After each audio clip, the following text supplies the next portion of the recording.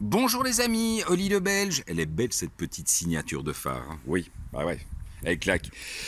Voilà, Triumph Tiger 900 GT Pro. C'est le tout haut de gamme. Il n'y a pas plus haut de gamme que ça. Il y a toutes les options que vous pouvez retrouver sur cette bécane. Alors une journée pleine de surprises. Vous voyez d'ailleurs que mon scooter est juste derrière. Non pas que on était roulé avec le scooter, faut pas déconner.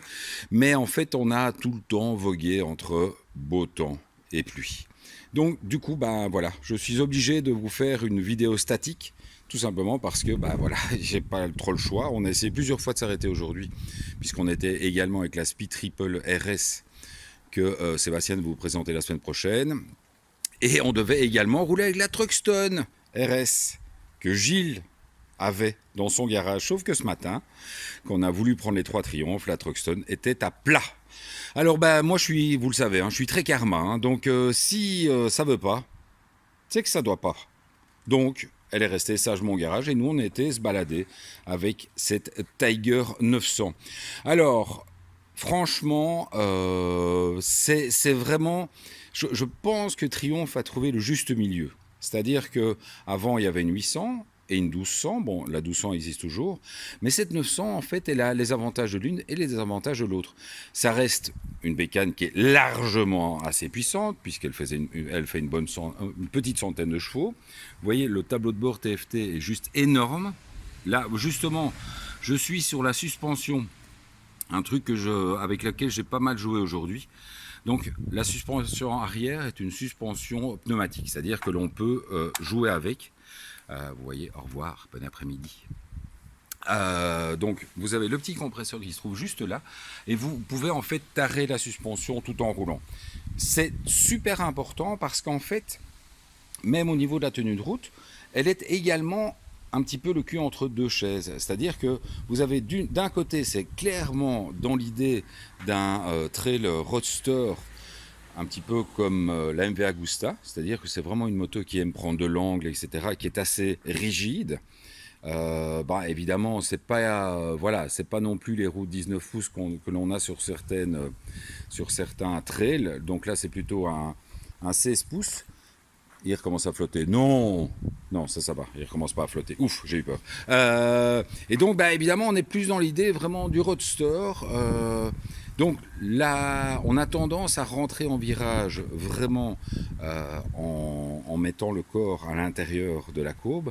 Et puis finalement, bah, en fonction de la vitesse, il faut de temps en temps se le faire un peu à la supermotard ou au trail, c'est-à-dire qu'en déplaçant vos épaules vers l'extérieur pour vraiment la faire rentrer en courbe au guidon.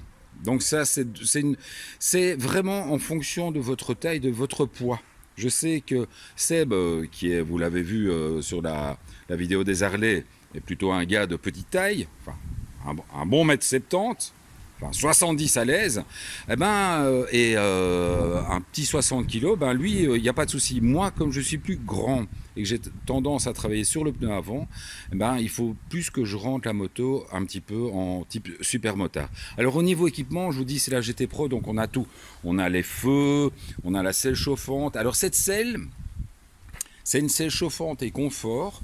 En fait, la moto est super confortable. Donc, je trouve que pour une fois, alors vous allez me dire, ouais, tu es toujours en train de te plaindre de la dureté des selles, mais je trouve que celle-ci est un petit peu trop molle. Donc, voilà. Mais c'est vraiment un petit peu pour pinailler, je vais dire, parce que pour le reste, la moto est terrible. Le shifter est génial. Alors, ça, c'est vraiment très important aussi, c'est-à-dire que ces shifters fonctionnent tellement bien qu'ils permettent de faire la première, deuxième, ce qui est très rare, au shifter. C'est-à-dire que même à bas régime, ça monte, enfin les rapports montent et descendent sans aucun souci. C'est aussi de là l'avantage du 3 cylindres. C'est vrai que c'est un moteur. Alors, c'est un moteur extrêmement joueur. Donc, qu'est-ce qui se passe ? La consommation s'en ressent un petit peu. C'est-à-dire que c'est vrai qu'on a envie de faire un peu le fou. Donc, c'est plutôt un roadster vivant, un trail vivant, plutôt qu'un trail tranquille, machin, bazar. Mais clairement, je trouve que je me pose la question parce que d'ici quelques semaines, on va ressortir pour la dernière fois la Super T. Donc j'ai la chance de recevoir bientôt la Super Ténéré 1200 mais full. Donc full option avec les suspensions, etc. Là, je trouve qu'on est vraiment... Alors, il y avait le côté violent, mais pas tellement trail de la MV Agusta. La MV Agusta, c'était plutôt un roadster déguisé en trail. Ici, on a juste un trail avec un moteur de roadster. Donc, c'est... C'est assez particulier, mais ça va extrêmement bien. Et vraiment, vraiment, ce moteur est très vivant. Je dois dire que je me suis vraiment bien amusé avec. Alors, donc, je voulais le dire. Donc, petite dédicace à quelqu'un qui va se reconnaître sans problème. Donc, un des abonnés qui est venu discuter avec nous à Maretsu. Ça me fait toujours super plaisir. Donc, bien le bonjour à toi, Romain. Donc n'hésitez pas, j'ai encore eu le cas hier, je suis passé chez Ducati à Waterloo, il y avait 2-3 personnes qui me regardaient avec insistance, amoureux peut-être, mais très certainement des personnes qui m'ont peut-être reconnu, donc n'hésitez pas, je ne suis pas méchant, vous pouvez venir me parler, je ne mords pas. Alors, on se retrouve la semaine prochaine avec l'essai de la Speed Triple RS, qui, voilà, il y a eu aussi une petite histoire avec, parce qu'on a reçu cette Speed Triple qui sortait vraiment de 3000 km à mon avis de circuit.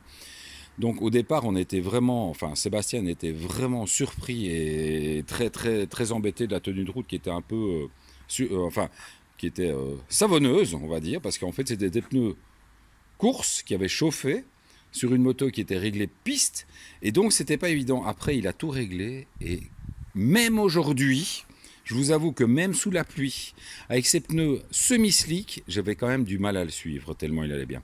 Mais ça, Sébastien vous le raconte la semaine prochaine. Alors, je vous embrasse tous, les michetous. Merci de continuer à vous abonner. Et puis, je vous promets encore une fin de saison. Là, on est, à mon avis, je vais sortir la vidéo style mi-septembre. Il y a encore pas mal d'essais que l'on va retrouver sur la page Oli le Belge. Donc, bisous les michetous. Ciao.